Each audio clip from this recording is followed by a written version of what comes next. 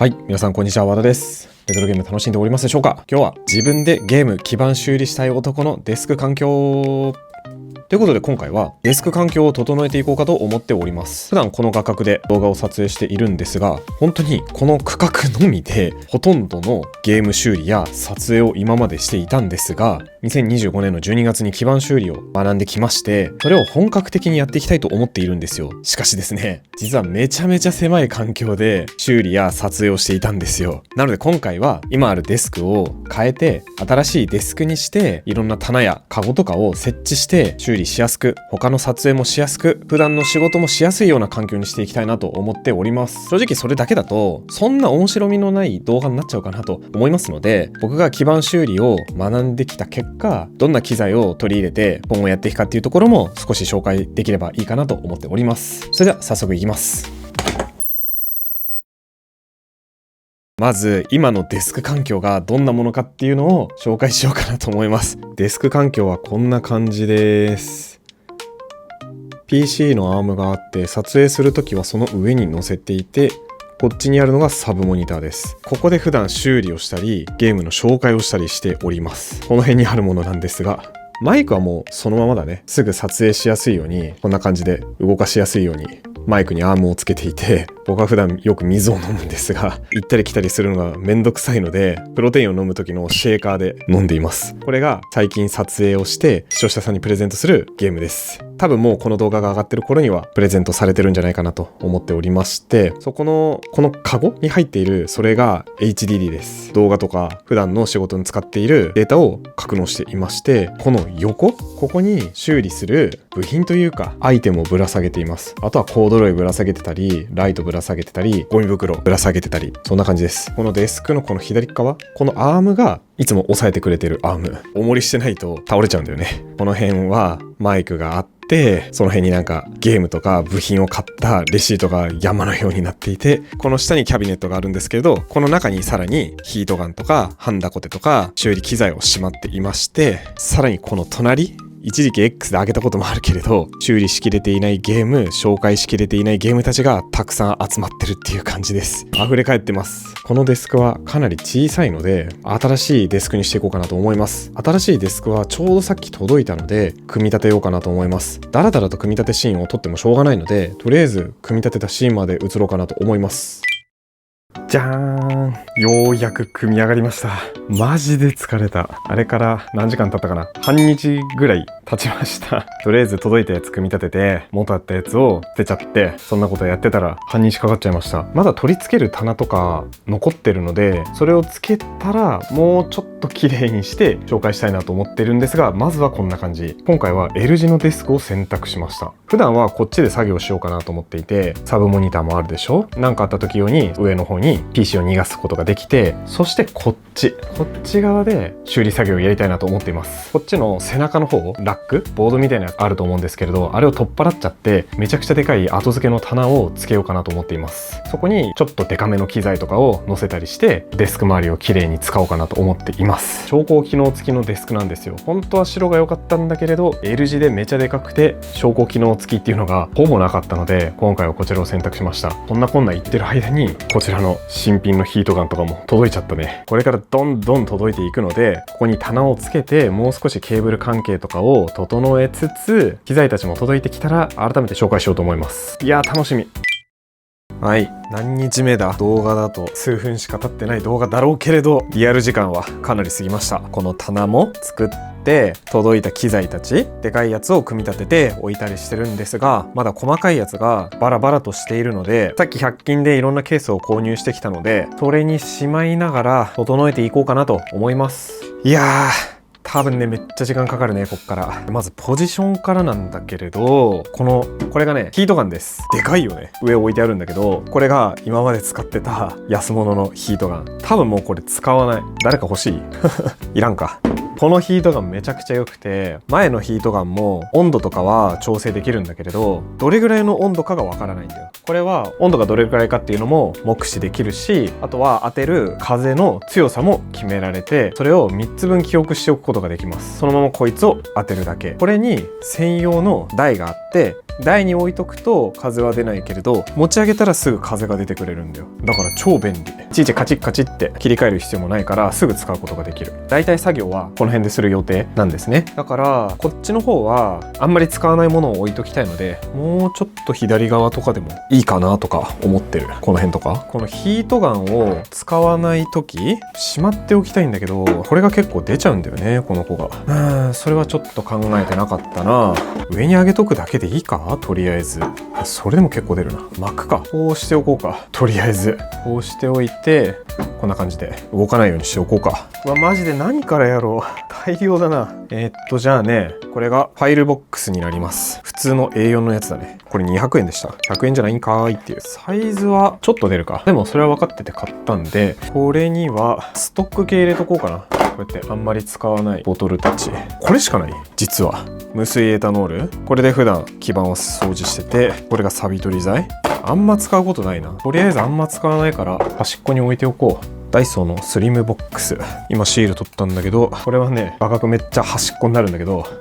マグネットであそこねくっつけといて、あそこに歯ブラシとかドライバーとかハサミとかすぐ作業で使えるようにしておきたいなと思って購入しました。というわけで歯ブラシは何気に結構使います。これ100均で買ったんだけど、もろプラスチックみたいなやつは使わない方がいいです。実習中に何本か使ってたんだけど、ちょっとした熱で溶けるじゃなくて崩れる。こういう白くてしっかりしたやつ使った方がいいと思います。あとできれば硬い方がいいと思う。このタイプで硬めがなかったから今回は普通めなんですが、これをここに刺しときます。予備はとりあえずこっち入れとこう。もう一本実は歯ブラシ。これね、約2万本って書いてあって、ブラシっていうか毛がね、めちゃくちゃたくさんある。だいたい大雑把な掃除に関しては、普通の歯ブラシでいいんだけれど、ゴリゴリ汚れを落としてやればいいんだけど、あんまり触りたくないようなところ、だけど綺麗にしたいっていう場所がたまにあるんだよ。そういう時にめっちゃ便利。何気歯ブラシも実習中は使い分けてたりしてました。めっちゃ柔らかい。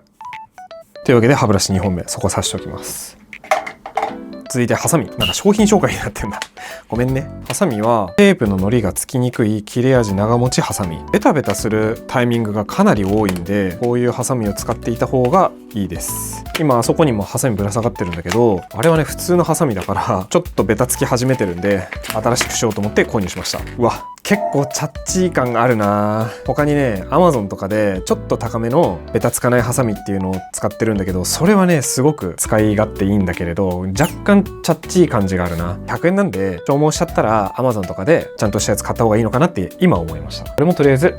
ここ入れときます。続いてこちら収納ボックス。中に仕切りがあって、ここが一番長くて上に3つ入れられる感じになっています。これは普段はこういう上の棚に置いといて、使う時だけ下ろすみたいな形にしようかなと思ってます。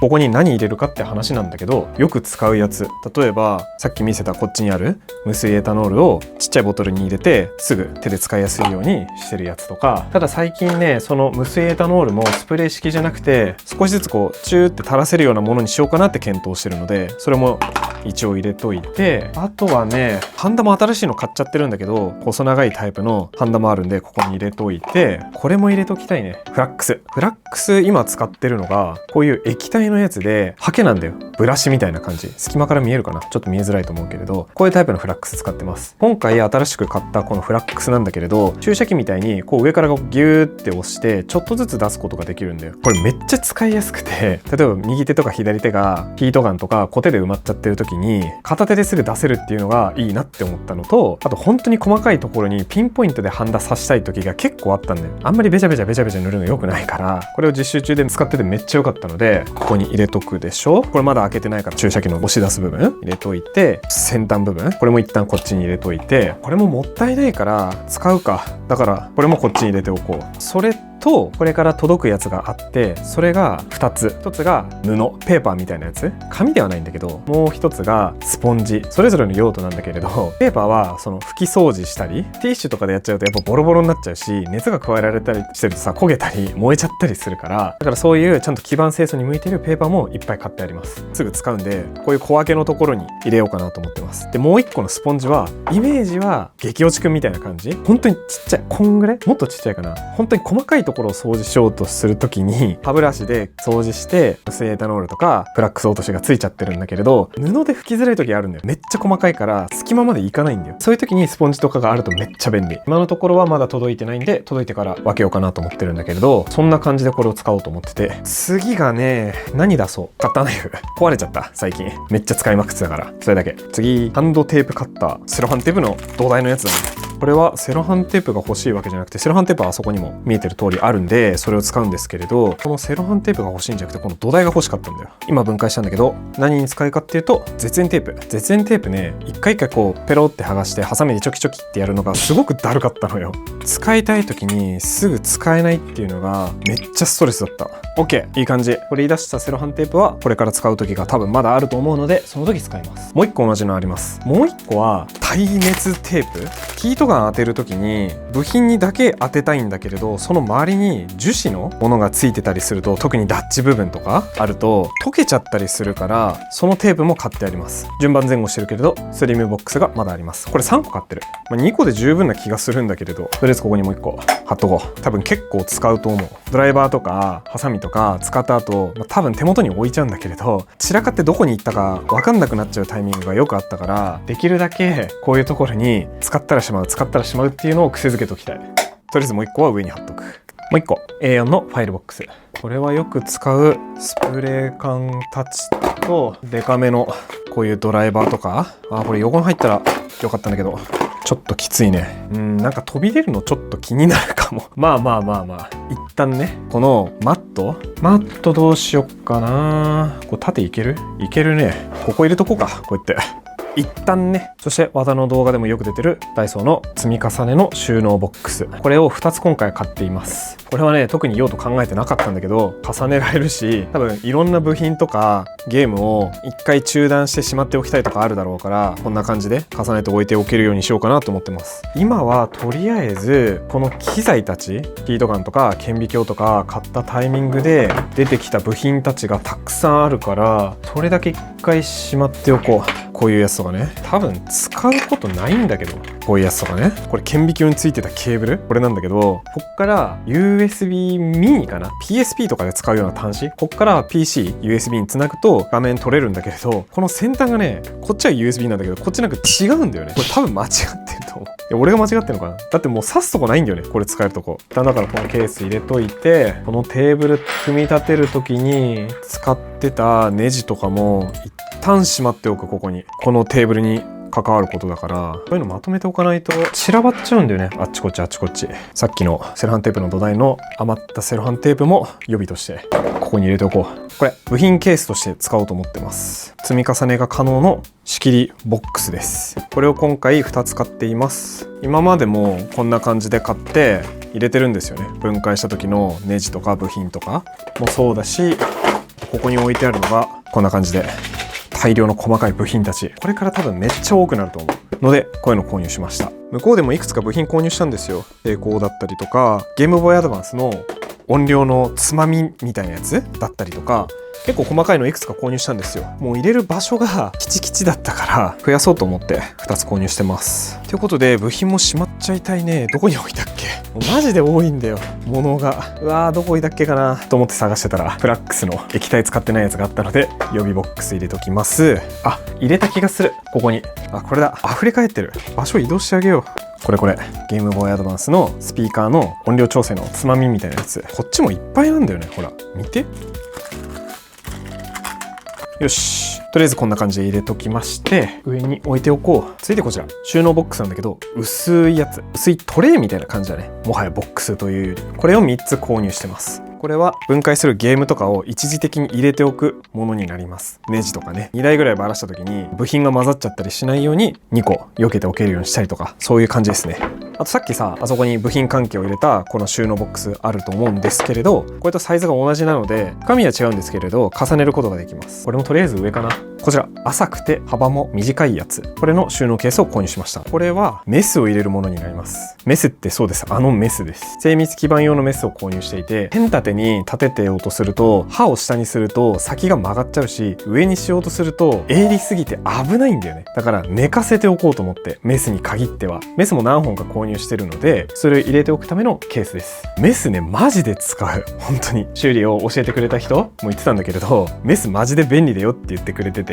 使ったら確かにめっちゃ便利。あとはめっちゃ深めの収納ボックス。これね、何入れようとりあえず買っただけだったんだよね。使わなかったらレトロゲーム収納に持ってっちゃえばいいやと思って、とりあえず買っただけだったから今んとこ使うあれがないな。ちょっと無計画すぎたかな。とりあえずケースこの辺いっぱいあるので、それぞれしまっていこうと思います。はい。ということで、組み立てが完成しました。まだ細かいものがこっちごちゃごちゃあるんで、多分モザイクしてると思うんですけど、改めて今回 L 字のテーブルを購入していて、こっちが普段の仕事場、そしてこちら側が修理スペースとなっております。その上に棚がついております。そしてこれは昇降機能付きです。めちゃくちゃ便利。てか上が映りきってねえな。これ結構整えたけど、こうしてみるとまだごちゃごちゃしてるように見えるね。まずこの正面からなんだけれど、これをくっつけてあげれば、このパソコンで仕事もしつつ、上のモニターがサブモニターとして使えるので、すごく便利なアイテムになっています。何かあった時にここに PC を逃がすことができるので、デスクはほぼフリーで使うことができます。そしてこっち側、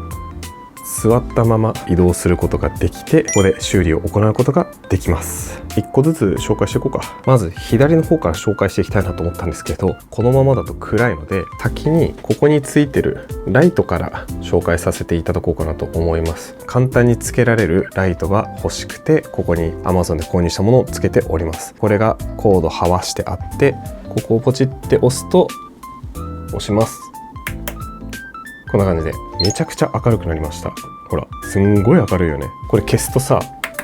ほら、僕が構えてるカメラの影とかあるでしょ。部屋のライトが後ろ側にあるからちょうど影になっちゃうんだよね。それがなかったとしても、こうやってつけることによってものすごく明るく使いやすくなりました。じゃあ端からいきましょう。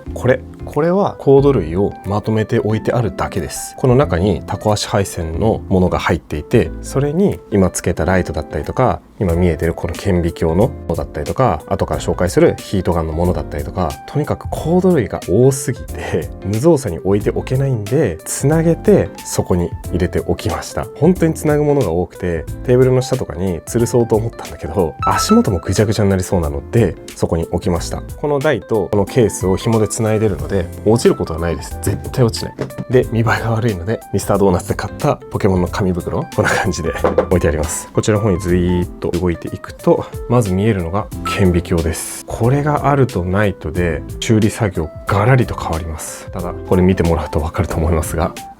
ちょっと緩かったんだよね。どんだけネジ締めても少し動いちゃうんだよね。これアリエクスプレスで買いました。前半で言ったと思うんですけれど、顕微鏡で覗いたものを録画するためのケーブル、やっぱりついてたもの違かった。もうこの動画が出てる頃には顕微鏡の様子とか普通に録画して出してると思うんですけれど、あれの録画のケーブルは全部これ自分で買った2メートルの USB ミニから取って PC につないで録画をしています。性能はいい。ただところどころちょっと甘いところがある。惜しいね。もう少し頑張ってほしかったこれも締めても若干緩かったし、組み立ても特殊だなって思った。すごく続きまして、もうちょっと右の方に動いていくと、何やらいろいろ吊り下がっておりますね。まずこちらはホーリーランドのカメラになります。案件でいただいたものなんですが、その案件の時に宣言した通り、これマジで便利でずっと使ってます。これもうちょっと画角引くとアームをもう一個吊るしてあって、これね、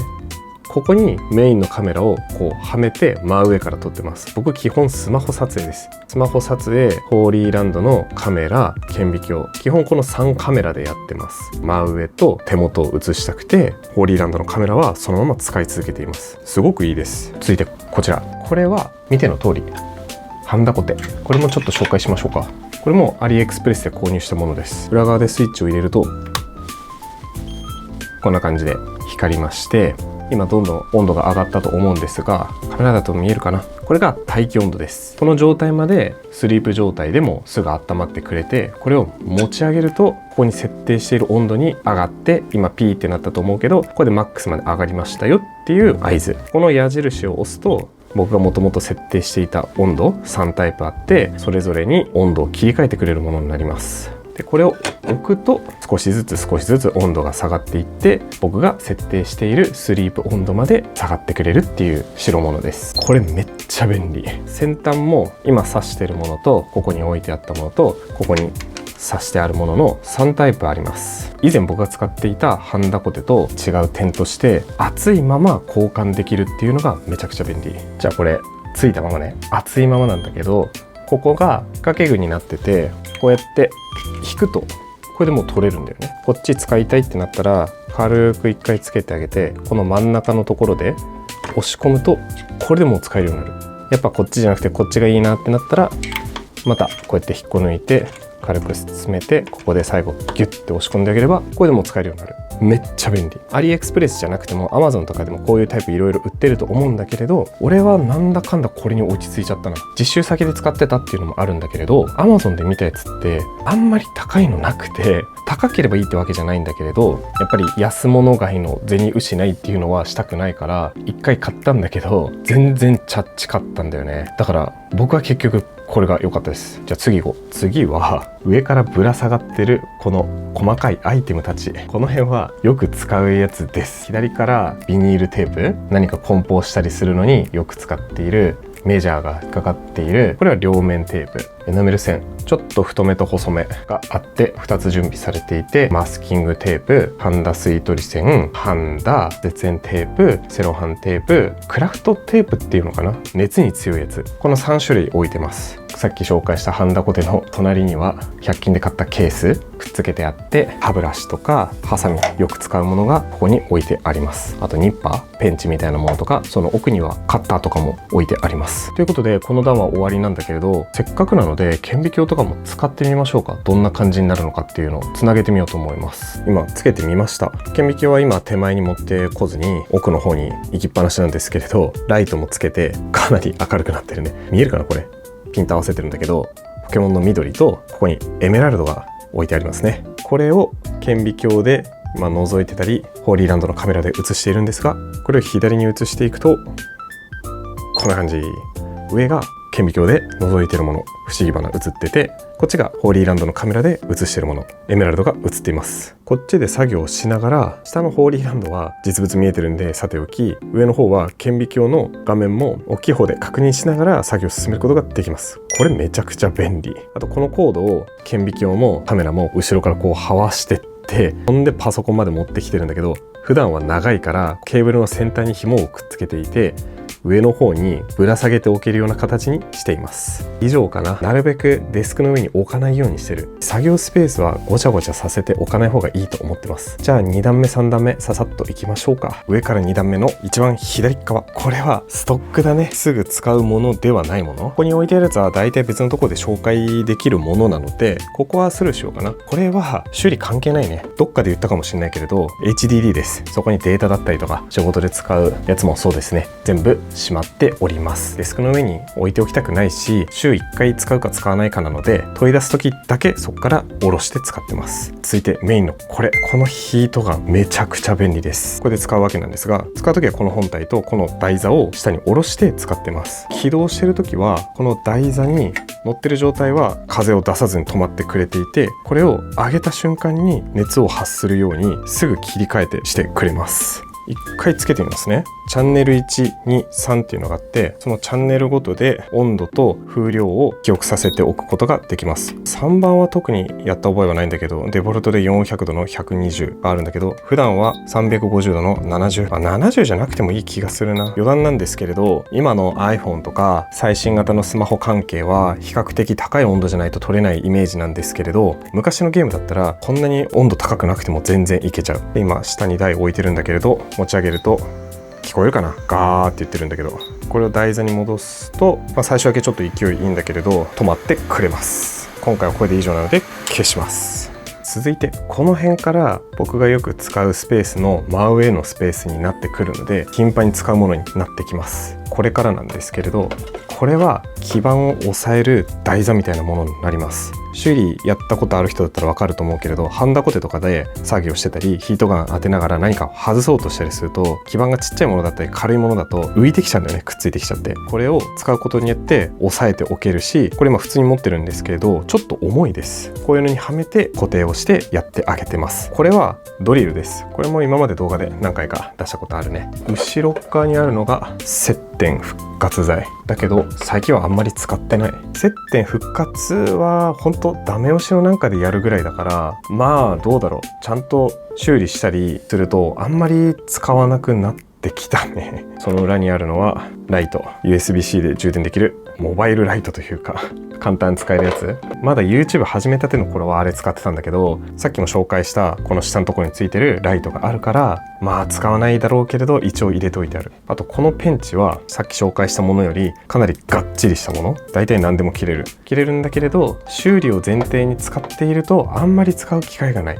次こちら、これはもう定番ですね。精密ドライバー、いろんなタイプのものが入っています。電動使わないんですかっていうコメントとかもよく来るんですけれど、電動は一瞬でやめた。なんでかっていうと、普通に修理する人だったら電動がいいと思う。ただレトロゲームに関してはネジに到達するまで深かったりするから、電動のドライバーも選ばないと奥まで入らないんだよね。そもそも回すところまで到達できない。本当は電動がいいんだけれど、なんだかんだこれに落ち着いちゃってる。 Amazon で購入できます。そしてその後ろ、これは普通に作業マットです。作業マットなんだけれど、ここに100均のケースがあって立てられるようになってるし、広がらないようになってる。これ使ってる人めっちゃ多いと思う。 Amazon で簡単に購入できます。後ろ側でしまいづらいんじゃないって思うかもしれないんですけれど、くるくる巻いてあげて、ちょっと斜めにしてこうやって入れてあげれば全然楽勝。そしてこれよく使う系、これは一回下ろそうか。本当によく使うやつ。作業を始める前に上から下ろしてこっちの横側に置いて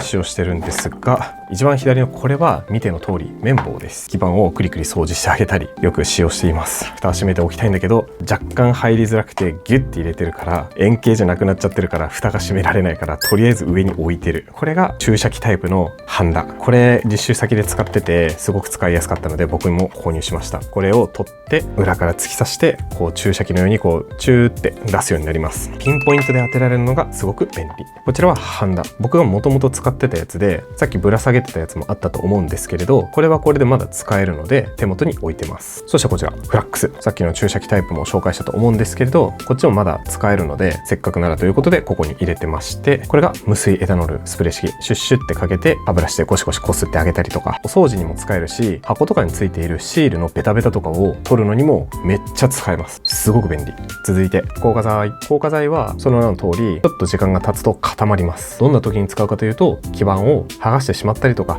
何か補修した後にそこにこう触れないようにするために固めてあげるとか、そういったものに使います。続いてこちら、これも固定台です。さっきと比べて全然ちっちゃいよね。手のひらサイズだから。これはより小さい部品とかを押さえるために使うものです。 IC チップ系とか薄いやつとかね、それを止めるのに使います。くるりと回しまして、こちらミニファン、ミニ送風機みたいな感じです。ボタンを押すと聞こえるかな、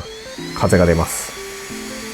ハンダコテとかヒートガンで温めすぎたものを冷やしておくのに使えます。あと硬化剤あったと思うんだけど、それを固めるのに UV ライト、これもすごく便利です。ただ実習中に使ってた時って、ここの先端がピョンって伸びてて、基板にそのつけながら乗せておけたんだけど、俺多分間違っちゃったんだよね。この伸びてるタイプじゃないからベタってくっついちゃうから、立てかけるような感じにしないと使えないから、これは買い直した方がいいかもしれない。ここに残っているなんか先端のノズルみたいなやつなんですが、これらはヒートガンの先端になります。今作業してる感じだとそんなに切り替えることがないので、もしかしたらここは別のものにしちゃってもいいかもしれない。続いてこの真ん中のペーパーみたいなやつなんですけど、この布みたいなやつ、これはねすごく便利。ティッシュだと基板を拭くとボロボロになっちゃうし、キムワイプはあんまり使ったことがないから分かんないんだけれど、基板を清掃した後とかに仕上げで拭く時にどんだけ拭いても破けにくいし使いやすい。マジであった方がいいと思う。ここに大量にあるんだけど、俺貧乏症だから使ったら洗ってここに干してて、顕微鏡の土台のところにね、さっき1枚あったと思うけど、俺貧乏症だからよほど汚れない限りはそういう風にしちゃってる。続いて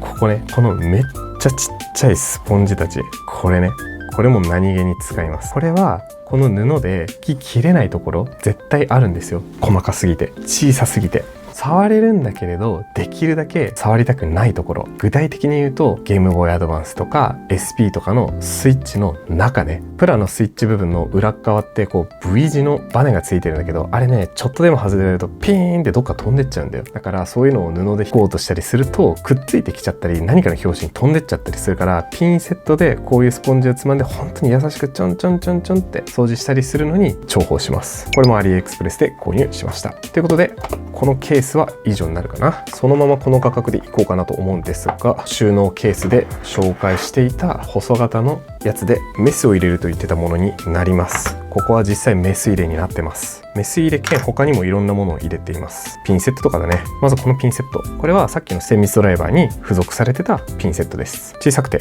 使いやすいです。ただ僕がおすすめしたいのはこっちの精密用のピンセット。これめちゃくちゃ細いです。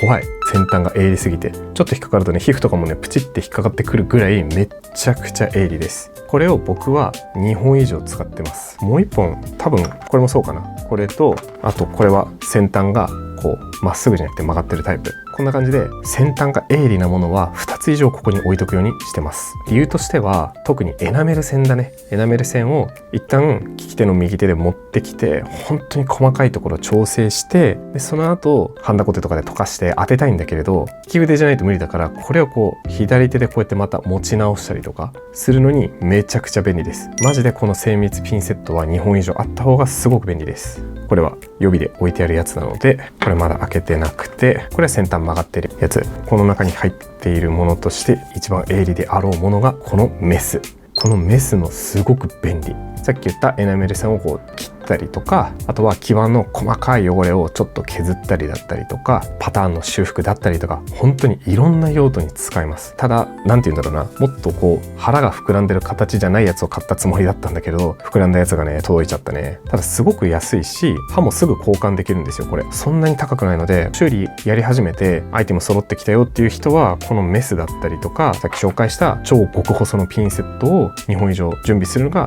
僕はすごくおすすめです。であとはこのピンみたいなやつ、シェルとかねこうパコって開けたりとかによく使うやつ。これはさっき紹介した精密ドライバーの中に入ってたやつ。一回一回開けるのめんどくさいから、ここの手元に1枚あった方が便利だなっていう感じで、メスはやっぱ立てかけておくのは怖いし、精密なピンセットは本当に先端がちょっとでも曲がるとすごく使いづらいです。なのでこうやって寝かせておいてます。できるだけ立てかけないようにしてます。こんな風に置いとくと散らばりもしないし、先端も傷つけないし、ということでこれに入れております。あと次ね、これもちっちゃいからそのままいこうかなと思うんですけど、意外と質問多かったやつ、これねめちゃくちゃ便利ですよ。これはですね、ハンドラップっていう容器にフラックス除去剤を入れてます。これすんごい便利。例えばこういう歯ブラシでさ、基板をこうやってゴシゴシゴシって掃除したい時に、その度にフラックス除去剤をこう垂らしたりするのか、さっきの僕が使ってた無水エタノールをスプレーボトルに入れ替えてシュッシュってやるのかって言ったら、正直めんどくさいじゃないですか。これは押すとこの上から液体がちょっと出るんですよ。これ見せられるかな、ちょっと待ってね。いくよ、手でやるね。ちょっと分かりやすくこれ縁だけやるんだけど、こうやって押すと、ほら液体出てきたじゃん。押すと液体が出てくるんで、放置しとくとゆっくり下に下がっていくんですよ。基板掃除したいなと思ったら歯ブラシを握って、このハンドラップにこうやってちょんちょんちょんってやったら、これでもう先端についたことになるので、これでゴシゴシするっていう感じです。ただあんまり勢いよくやるとピシャーって飛び出ちゃうから、俺は優しくちょんちょんちょんってやったりとか、あとここに残ってるものをこうやって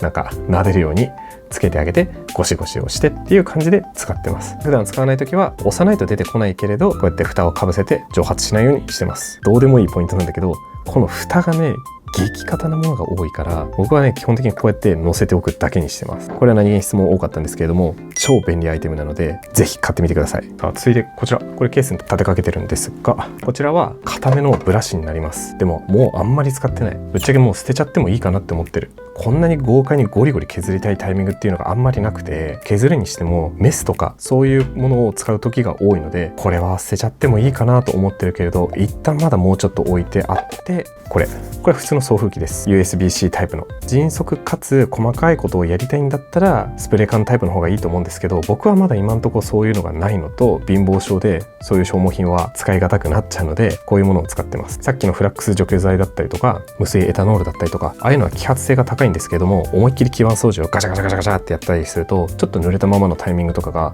長くなるので、それを一気に吹き飛ばすというか乾燥させるのにめっちゃ便利です。あとはシンプルにホコリとかゴミとかを吹き飛ばすのにも使えます。1段目のところは以上になるんですが、下ろせないもので1個紹介したいものがあります。それがテスターです。修理においては絶対に必要なもの。これがないと通電のチェックもできないし、抵抗値が来てるのかどうか、電流がどれぐらいなのかっていうのを何もわからないので、これは絶対に必要なものです。これなんでここにぶら下げてあるかっていうと、手元に置いてあったりすると邪魔になるんだよね。ケーブルも地味に長いからほんと作業の邪魔になるし、何かの拍子でそのケーブルを触っちゃった時にこれが引っ張られて落ちちゃったりとか。だけどこうやって吊るしておくことによって雑にこうダラーンと垂らしておいてもテーブルの外に逃げてるんで、そんなに邪魔にならないし、測りながら目線をちょっと上にずらすだけですぐ見れるから、場所も移動しないからどこに行ったっけっていうのにもなりづらい。実習で先生がこうやってぶら下げてたんだけど、このスタイルめっちゃいいなと思って真似させていただきました。これにて1段目というか中間部分の紹介は以上になります。もう一段上は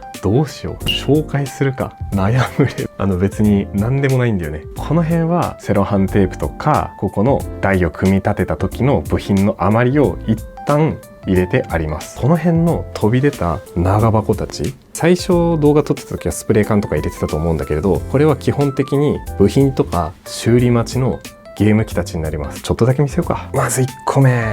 すごく重い初代 DS 関係ですね。1台、2台、3台、4台、5台、改造途中のものが6台と、まだ動画で紹介しないんですけども、ジャンクのゲームボーイポケットが2台と、ここに充電系のケーブルがいろんなタイプのものが入れてあります。初代 DS 俺こんなに入れてたんだね。この辺は部品関係ですね。 DS ライト、ライト、ライト、ライト、この辺は DS とか DS ライトの液晶画面と、これが確か SP か DS ライトの予備のバッテリーと、この辺 IPS 液晶の余りとかだったっけかな。これがあれだね、さっき紹介した布の予備、これだ。これが入っています。次、えぐいね、めっちゃあるね。最近 DSi もかなり集めていて、ジャンク品すごくたくさんあります。これちゃんと並べよう。何がどうだか分かんなくなっちゃったな、ありすぎて。こっちから DSi、ライト、ライト、ライト、ライト、LL の1、2、3、4、5、6、7、8、9、10、11、12、13台か。あります。みんな大体何かの症状を持ってたはず。だからこの辺も全部修理待ちのやつ。DS 関係ってこんな重たいんだね。それが何ケースもあるからね、早くやらないとやばいです。次行きます。こうもなんか雑に入れられてるね。ちょっとした予備と、やはり修理待ちのゲームが入っておりまして、どんだけあるんだよって感じだけど、 DS ライト、ゲームボーイカラー、アドバンス SP と、こっちはケーブル、IPS 液晶画面と、すぐ使えるように SP のバッテリーとかが入れてあるって感じかな。あと DS ライトのもあるか。でちなみにこれね、視聴者さんからいただいたやつで限定版のモデルのやつです。これ早く修理したい。修理待ちのスタメンとしてここに入れてます。次は紹介ってほどでもないんだけどね、だいたい予備部品とか分解中のパーツたちの部品になりまして、ゲームボーイとかの電池のホルダーでしょ、スピーカー、SP のヒンジ、SP とかで使える Type-C のプラグ、これは DS ライトとかにも使える Type-C のプラグ、LR のボタンとか、あらゆるものが入ってる。ここに抵抗とかも入ってるか。この辺も似たようなもんだね。アドバンスとかに使えるボリュームとか、この辺スピーカーって、これなんだ、これあれか、 DS のソフトのケース、これ SP の上画面のボタンを隠すやつ、これも抵抗、これは DS ライトのブレーキを抑えるラッチのやつだね。これなんだ、これ多分アドバンスとか SP で使えるスイッチ、これはカラ、これ分解途中の SP のやつだけど、なんか忘れちゃったな。これ PSP の分解途中の部品だね。そう、 PSP もまだあるんだよ。これなんだ、これもそうか、 PSP のやつの部品とか残ってるやつ。やばい、早くしないと。これ視聴者さんの修理受け付けますって言ってる場合ちゃうんじゃないのかって今思ってきたわ。まあまあ、こういう薄型のものに部品系をたくさん収納しています。あとはここにその分解をしたものをとりあえず入れておけるケースとか、これ僕がこの前ちょっと諦めちゃった基板が腐ってるゲームボーイアドバンス、これどっかのタイミングで修理したいので、修理のアイデアがふと思いついた時にすぐ使えるようにここにジップロックに入れておいてありますと。このままだとなんとなく嫌なんで、修理をしない時はこうやってうちで余っていたレースカーテンを洗濯バサミであっちの端とこっちの端を留めてかぶせておくようにしております。ということでいかがでしたでしょうか。素人修理ではありますが、機材だけはいいものを揃えてみました。今までやっていた環境より場所も広くなったし、撮影もしやすく、アイテムもたくさん揃っているので、まあそんなに困ることはほぼないです。すでに修理動画上げてるんですけれど、大体何でも揃うので、すごくやりやすい環境になりました。これを揃えるのに多分総額でどうだろうな、20万ぐらいかな。特に高いのがこのハンダコテと顕微鏡とさっき見せたヒートガン。あれがね、平均するとだいたい1台5万円ぐらいなんだよね。だからそれで15万ぐらいでしょ。あとそれ以外に細かいものって買ったらやっぱそれぐらいになるかな。あ、でもデスクとかも含めたら30万とかいっちゃうね。全然余裕で。あとこの後付けの棚とかも何気に高かったしね。超ギリギリだったよ。これ。サイズドンピシャ。最初つかないかと思った。いや、これで視聴者さんの改造とか修理とかもどんどん加速できればいいんだけどね。いかんせんさ、メインの仕事、まだレトロゲーム、そこに修理って含めようとするとかなり忙しくてさ、やばいね。本当にどこかで一緒にお仕事できる人を探すかもしれないんですけど、もし僕がそういうのを探し始めたら一緒にやってもいいぞっていう人はぜひ応募してみてください。本日の動画は以上になります。今日紹介したアイテムはできるだけ概要欄に貼っておこうかなと思いますので、同じの使ってみたいなっていう人はぜひ購入して使ってみてください。それじゃまたねー。